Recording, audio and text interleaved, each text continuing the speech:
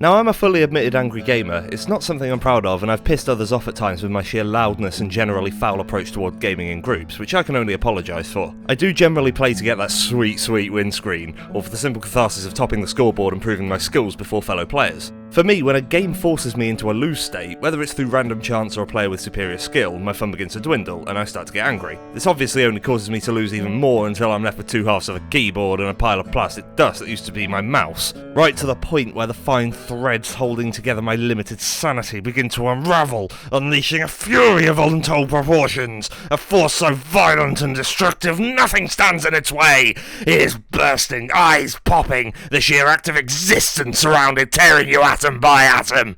But I'm getting better at controlling the rage.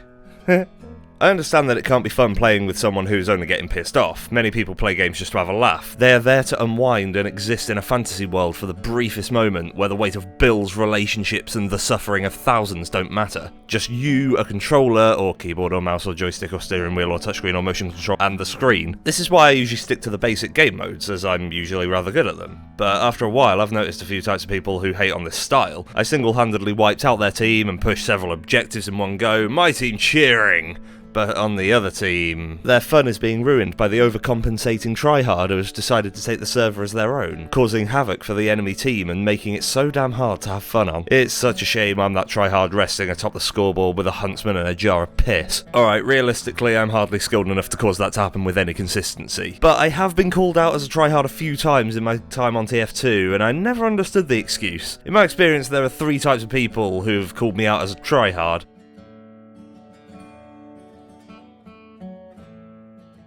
This guy doesn't want to go for objectives. Instead, he roams around the map like it's his fun little sandbox, ignoring all the chaos and death going on around him. Crouch walking toward enemies with a sandwich is a common one in TF2, where apparently fun is derived from sitting in the enemy team side of the map, spamming taunt and occasionally throwing healing items to injured opponents. But how dare I go and kill them? Don't shoot me, I'm friendly! They cry.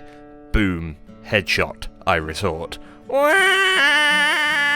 I'm being a little unfair there. Most of them are actually very nice people who understand that killing is as much a part of the game as they are, and their persistence at mercy would make even Toriel proud. It's just a shame that the heavy on my team decided that the enemy deserves sandwiches more than the medic. Thought we were friends, man.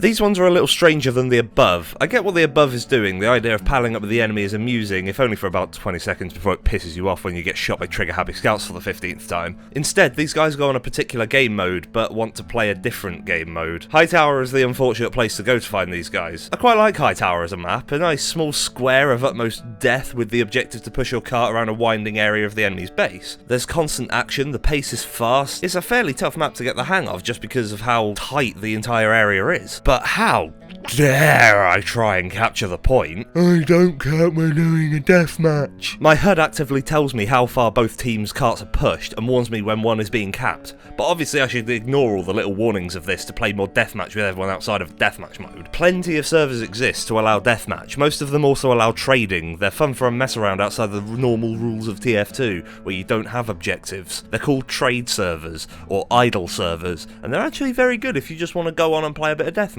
But again, I'm being a bit harsh to these guys. They're tolerable. They can be annoying and unfriendly at times, but they're mostly fine. Usually a decent teammate when you can convince them to play the game mode they're actually on. This final one, though.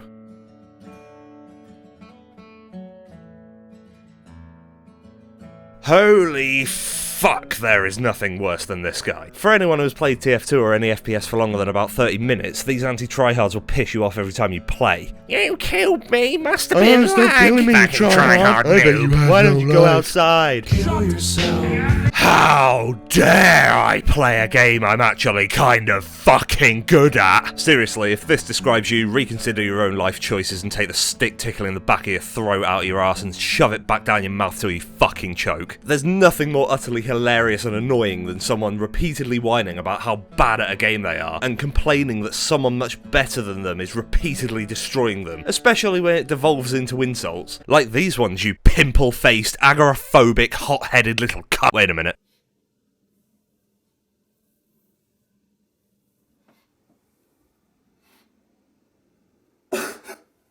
I mean, fuck, I've heard stories of people getting called tryhards in the new competitive modes. Playing to win is the entire point the mode exists. It is designed to be a Counter-Strike Global Offensive style of play. You play in a format which is already ingrained in the TF2 mindset as part of tournament play. You can't go around calling people in those game modes tryhards for actually trying to play and win. As much as I can whine about them, there is kind of a point to this video. The worst part about all three of these kinds of play for fun types is the rather hurtful implication that in my quest for completion, in my search for a challenge worthy of my occasional bursts of metal, I'm not having fun. I've been playing games for most of my life, and I recently made the unfortunate transition to a quarter of a century old on this desolate little rock we call home. I beat Super Mario Bros. When I was 2, and I was able to speedrun it at the age of 5. A stint in university caused my skills to atrophy as I wasn't able to game online due to some server fuckery, severely dampening my skills, particularly on TF2, as I learned to take on idiot bots instead of almost idiot players. I've saved worlds, I've beaten bad guys, I've shot 100 watermelons off of monkeys' heads, and I've shot 100 heads off of monkeys. Gaming as a challenge, the one thing that stretches across all of gaming, is that the fun of a game is mostly derived from beating the challenges put before you. Whether it's finally parrying Gwyn to oblivion in Dark Souls, surpassing the nightmare of polygonal obstacles in Star Fox, draining the bastard of a water temple in Ocarina, blasting the heads off of flaming zombies in a claustrophobic little circus, or beating your fellow gamers in a team-based test of Twitch shooting skill. Challenge makes a game, and at least for me, it's this challenge that makes the game damn fun, regardless of how angry I appear to get. And I've definitely gotten angry in my time. There's been plenty of broken keyboards and controllers. If you find actively not playing the game that's presented to you fun, then fair enough. But don't call me a tryhard faggot who's not having fun because I'm actually trying to win. I mean, hell, the game's already kind of like this. We don't need this to be the fucking norm.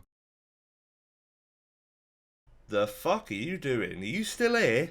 Fuck off.